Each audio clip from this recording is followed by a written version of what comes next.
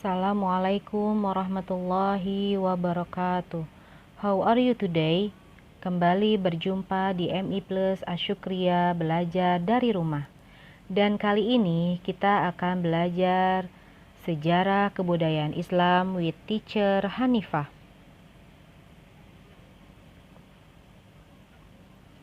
Let us start with Basmalah. Bismillahirrahmanirrahim. In the name of Allah, the most beneficent and the most merciful.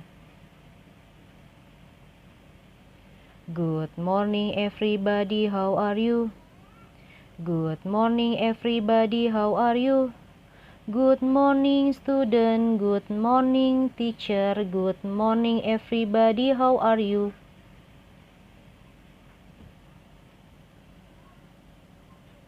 What is our lesson today? Yes, today we will learn about pembinaan masyarakat Madinah.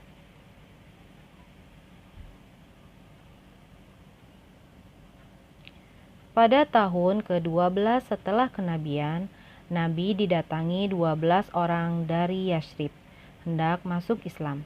Mereka menerima dakwah Nabi dan menyatakan keislamannya di hadapan Nabi.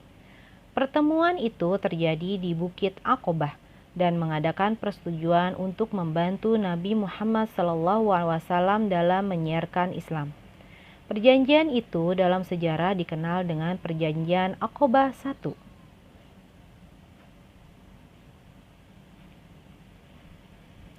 Perjanjian Aqobah I yang isinya antara lain setia kepada Nabi, rela berkorban harta dan jiwa, menyebar Islam, tidak menyekutukan Allah, tidak berzina, tidak mencuri, tidak membunuh anak-anak sendiri, tidak curang, dan tidak dusta.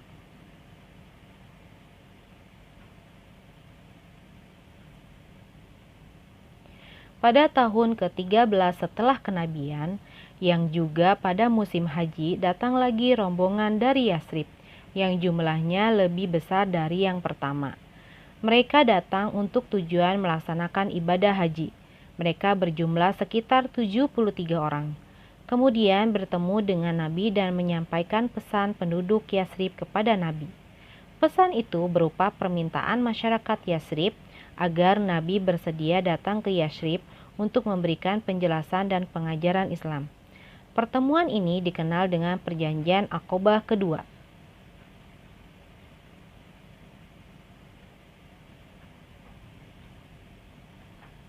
Aqobah kedua dikenal juga dengan istilah Bai'atul Aqobah Kubro tahun 662 Masehi.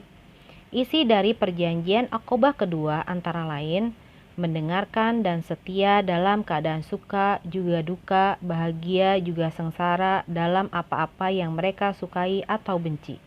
Berinfak dalam keadaan lapang atau sempit, menyeru kepada yang ma'ruf dan mencegah yang mungkar. Tetap teguh berdiri dari celaan orang-orang yang suka mencela kepada Allah. Melindungi Nabi Muhammad SAW selayaknya mereka melindungi wanita juga anak-anak mereka.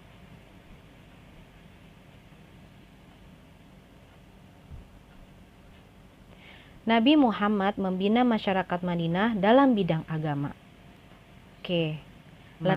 Landasan yang utama bagi sebuah negara adalah keimanan atau akidah yang kuat. Landasan inilah yang menjadikan Rasulullah membangun tempat ibadah sebagai pusat aktivitas bagi kaum muhajirin dan ansor, yaitu membangun masjid. Pada masa Nabi Muhammad SAW, masjid digunakan sebagai pusat kegiatan yang meliputi peribadahan dan penyelenggaraan pemerintahan.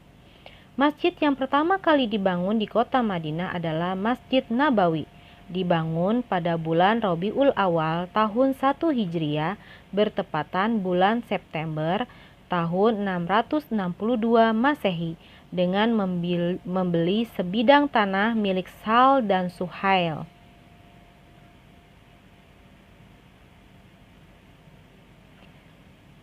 Nabi Muhammad membina masyarakat Madinah dalam bidang sosial. Nabi Muhammad berusaha dengan sekuat tenaga untuk mempersatukan kaum Ansor dan Muhajirin. Usaha Nabi ini mendapat sambutan yang sangat antusias dari kaum Ansor dan Muhajirin.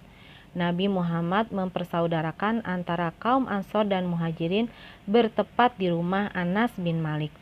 Mereka dipersatukan dalam persaudaraan Islam.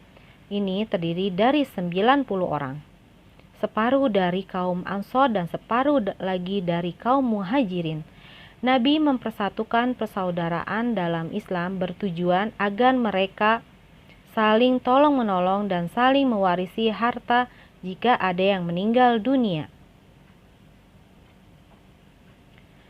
That's all what we can learn today.